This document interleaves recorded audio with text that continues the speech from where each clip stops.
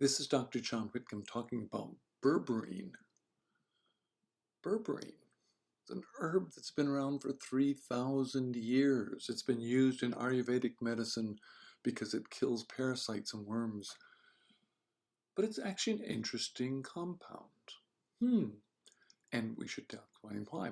I had a client ask me, should I be using this for my cholesterol?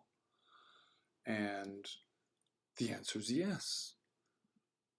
Because cholesterol is all about peroxisome function and how your cell is working. So let's do a little bit of basic physiology. Your peroxisomes are those little critters inside every cell right next to your mitochondria that chop up fat and put it into the mitochondria. But they also make those precious lipids called plasmalogens that make your cells fluid, your membranes fluid, and keeps your brain healthy. So plasmalogens are precious. What does berberine do? It activates, it's a PPAR agonist, PPAR, peroxisome activator.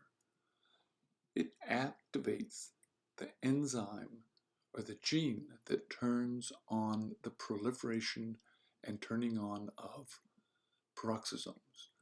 And it activates the AMPK system that ramps up your anti-aging system, including your peroxisomes. So berberine is a central role in managing energy. And in fact, it's the same way metformin was found. Metformin works on very similar pathways to that and has anti-aging qualities to it. So there are those saying we should put metformin in the water. Maybe berberine should be there with it too. It's just a simple herb. But that's what nature has created for us.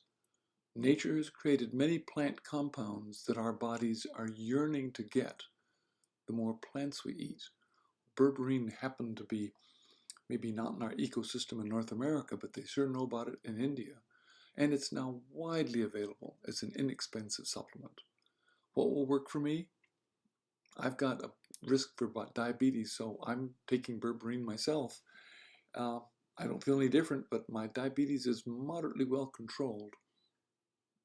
Hope yours is too. Dr. John Whitcomb for News and Nutrition. You should consider berberine.